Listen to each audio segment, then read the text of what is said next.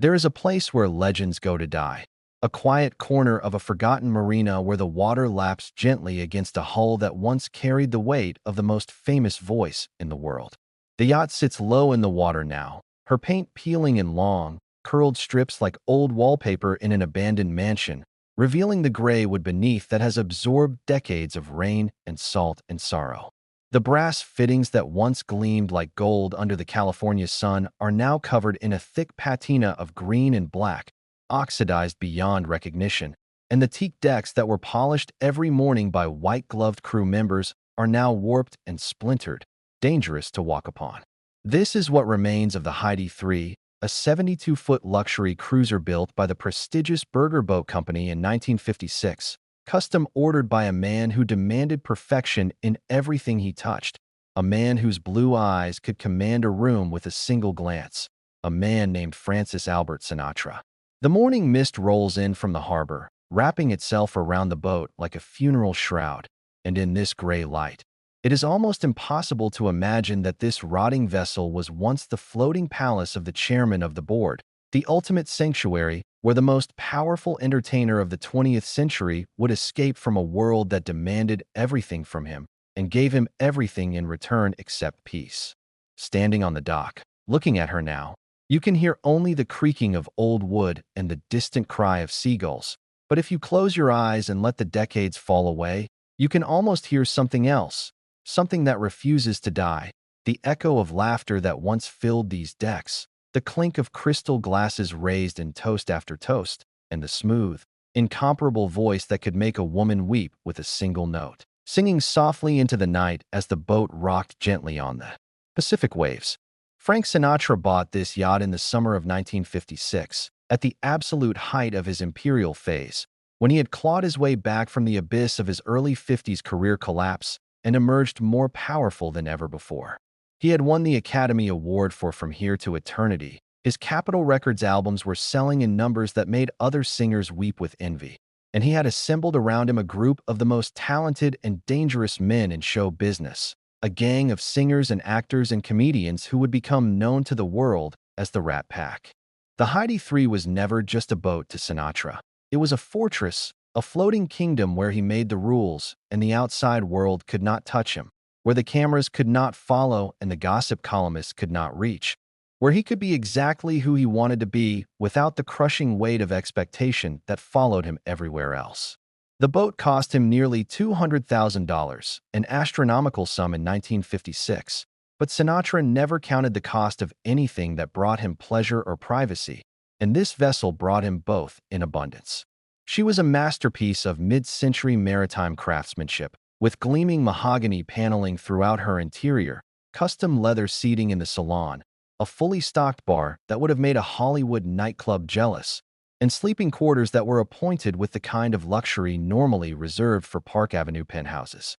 The engines purred like contented cats, powerful enough to take them anywhere along the coast, from the harbors of Southern California up to the misty waters of San Francisco Bay. And Sinatra would stand at the helm with a cigarette between his lips and his captain's cap tilted at a rakish angle, master of his domain, king of all he surveyed. But if you board the yacht today, climbing carefully over the rusted chain and stepping onto those treacherous decks, you step into a time capsule of decay, a museum of abandonment where every surface tells a story of neglect and the cruel passage of time. The door to the main salon hangs slightly ajar, its brass hinges corroded and weak, and when you push it open, it groans like something in pain, releasing a breath of stale air that smells of mildew and old wood, and something else, something fainter, the ghost of expensive cologne and cigar smoke that has somehow survived all these years, molecules of the past trapped in the grain of the wood. Inside, the mahogany walls are still there, still beautiful in their bones despite the water damage that has left dark stains running down them like tears, and you can see where photographs once hung, now leaving only faded rectangles on the paneling and a few rusted nails. The custom leather seating is cracked and torn, its once rich burgundy color faded to a sad brown, and in some places, the stuffing spills out like the guts of a wounded animal. The carpet, which was once a deep royal blue, is now moldy and disintegrating, pulling away from the floor in ragged strips. But there, In the corner, still bolted to the wall, is the bar, and this is where the ghosts become almost tangible, where you can close your eyes and hear the voices of men who have been dead for decades. The bar itself is a work of art, a curved masterpiece of mahogany and brass with a mirrored back wall that is now mostly shattered. But in the few remaining shards of silvered glass, you can almost see them, Frank and Dean and Sammy, Peter and Joey, the whole gang gathered around with their drinks in hand, and their ties loosened and their laughter filling the room like music.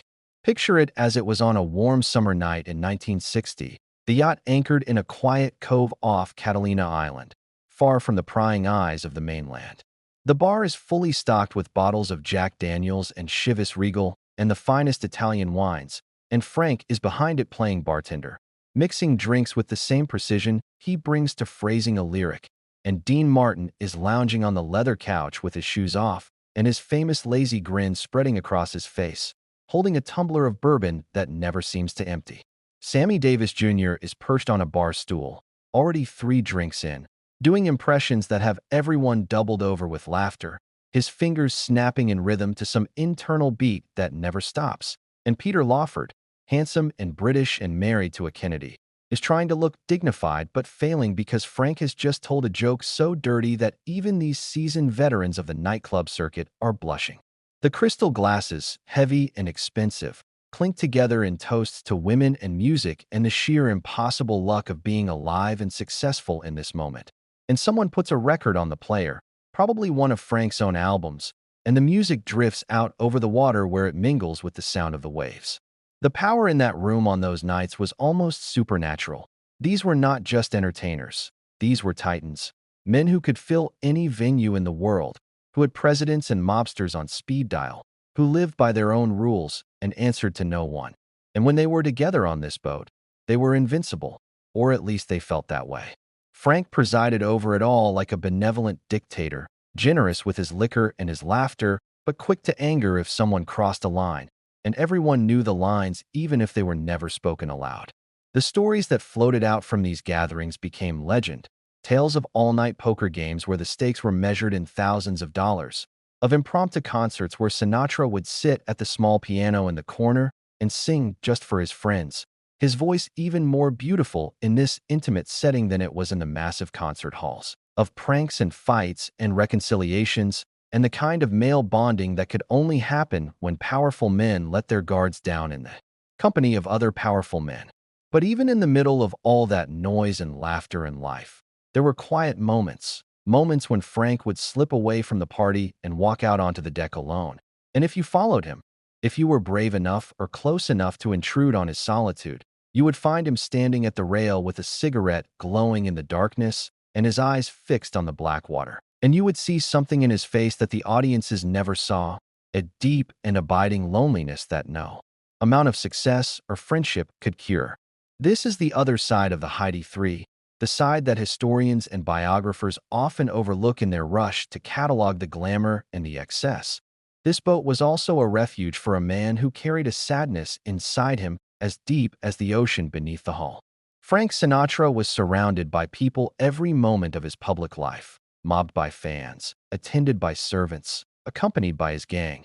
And yet he was profoundly alone in ways that are difficult for ordinary people to understand, alone with the weight of his talent, alone with the expectations of millions, alone with the demons that drove him to perfection and occasionally to cruelty. The yacht gave him space to breathe, space to think, space to be silent. And in the guest cabin that he kept for himself, smaller and simpler than you might expect for a man of his wealth, there is a narrow bed and a small desk and a porthole that looks out onto the water. And it was here, in this monk's cell of a room, that he would sometimes sit for hours, not sleeping, not reading, just staring out at the endless Pacific and wrestling with thoughts that he shared with no one. The walls of that cabin, if they could speak, would tell stories of tears shed in private, of prayers whispered in the dark, of letters written and torn up, of a man trying to make sense of a life that had given him everything except the one thing he wanted most, which was simply to be understood, to be loved not for his voice or his fame, but for the complicated, difficult, tender man beneath. And then there was Ava Gardner, the most beautiful woman in the world, the love of Frank Sinatra's life, The one who got away and kept getting away, over and over again, until it nearly destroyed him. The yacht played host to some of their most intense reunions, those brief periods when they would try again. When Ava would fly in from wherever she was filming and Frank would cancel everything, and they would take the Heidi 3 out into the open water where no one could reach them and no photographers could capture them. And for a few days or a few hours, they would try to make it work. The master stateroom, which is now a ruin of rotted silk and broken mirrors, was once a boudoir fit for a queen, and Ava would hold court there, smoking cigarettes in bed and drinking champagne straight from the bottle and driving Frank absolutely insane with desire and frustration in equal measure. They fought on this boat, legendary screaming matches that the crew would hear even over the sound of the engines, arguments about his jealousy and her independence, about his need to control and her refusal to be controlled, about his Italian temper and her southern pride. And there are scorch marks on the mahogany in the stateroom where Ava once threw an ashtray that shattered against the wall, and a dent in the brass door frame where Frank punched it in rage and frustration, injuries to the boat's body that mirror the injuries they inflicted on each other. But they also loved on this boat, with a passion that burned so hot it should have set the Pacific on fire. And the crew knew to make themselves scarce when Frank and Ava reconciled after a fight, to disappear below decks and give them privacy. And in the morning, there would be roses in her hair and his hand in hers, and a fragile peace that everyone knew would not last, but hoped against hope might somehow endure. It never did. Ava would leave again, back to her own life, back to other men, back to a career that was as important to her as his was to him. And Frank would stand on the deck of the Heidi 3 and watch her plane disappear into the sky. And something in him would break again, the same thing that had broken 100 times before and would break 100 times again. And he would pour himself a drink and put on one of his own records, usually one of the sad ones, and he would sing along in a voice rough with emotion, and the crew would hear him and look at each other and say nothing because there was nothing to say. If you walk into the dining room of the yacht now, stepping carefully over the collapsed floorboards and ducking under the sagging ceiling, you can still smell them. The cigars, not the cheap ones that ordinary men smoked, but the finest Cubans, Cohibas and Montecristos, wrapped in leaves that were aged for years and rolled by masters in Havana. And the scent has soaked so deeply into the wood that 70 years of decay have not been able to erase it. This room, with its long table that could seat 12, was where the real business happened, not the show business that Frank conducted on stages around the world, but the other business, the business that was never discussed in public, the business that linked him to men whose names appeared in FBI files and whose handshakes could make or break careers and sometimes lives. They would gather here, Frank and his other associates, the ones who did not sing or dance but who wielded a different kind of power, and they would close the door and the crew would be dismissed, and the conversation would turn to things that were never recorded, deals that were sealed with a nod, favors that were granted and called in, arrangements that kept the whole glittering machinery of Sinatra's empire running smoothly. He never apologized for these friendships, never denied them or tried to sanitize them for public consumption. These were his people, the people who had been there when the Hollywood establishment had turned its back on him, the people who understood loyalty in a way that the movie executives never could. And if the price of that loyalty was occasional favors and closed-door meetings and a blind eye turned to certain activities, then Frank paid that price willingly. The FBI kept files on these gatherings, surveillance reports that tried to piece together what was said in that dining room. But the walls of the Heidi 3 kept their secrets, and even now, in their decay, they remained silent on the subject, loyally protecting the memory of the man who loved them. The years passed, as years do, and the 60s gave way to the 70s, and the world changed in ways that left Frank Sinatra feeling like a visitor from another era. The music changed, rock and roll and protest songs replacing the elegant standards that he had built his career on, and the Rat Pack scattered, Dean retreating into his television show and his private sorrows, Sammy fighting his own battles with addiction and debt, Peter falling from grace after his divorce from a Kennedy. The yacht went out less and less frequently, spending more time tied up at the dock, her engines silent, her decks empty. Frank was still performing, still making records, still commanding enormous fees for his concerts. But something had shifted, the center of gravity had moved, and he knew it. In 1975, he sold the Heidi 3, quietly, without fanfare, to a businessman who promised to care for her, but who never understood what she represented. Frank walked away from the dock that day without looking back, because looking back was not something he allowed himself to do. And the yacht passed through a series of owners over the following decades, each one with grand plans for restoration that never materialized, each one eventually abandoning her to the slow embrace of decay. By the 1990s, she was a derelict, and by the 2000s, she was exactly what she is now, a ghost ship, a monument to a vanished era, a floating ruin that nobody wants and nobody can afford to save. Standing on her decks today, you can see the sunset, the same sunset that Frank Sinatra watched from this very spot countless times. The sky turning gold and pink and purple over the Pacific, the light catching on the water in a way that makes you believe in beauty despite everything. The mahogany continues to rot. The brass continues to tarnish. The engines that once purred with power are now seized solid with rust. And soon, probably within the next decade, the Heidi 3 will slip beneath the water entirely, and that will be the end of her physical existence. But endings are complicated things, especially when they involve legends. Somewhere in the grain of that rotting wood, in the molecules of salt air that fill her empty cabins, in the water that laps against her hull with the same rhythm it has kept for 70 years, Frank Sinatra still exists. You can hear him if you listen carefully, his laughter echoing across the decades, his voice singing "One for My Baby" to the empty bar, his footsteps on the deck as he paces and thinks and struggles with the weight of being Francis Albert Sinatra. You can smell his cologne and his cigars. You can feel the ghost of his presence in every corner of this dying boat, because places absorb the people who love them. And Frank Sinatra loved this yacht the way he loved only a handful of things in his complicated life, completely, possessively, with a fierce tenderness that demanded loyalty in return. The Heidi 3 gave him what she could: privacy, sanctuary, a floating fortress against a world that wanted to consume him.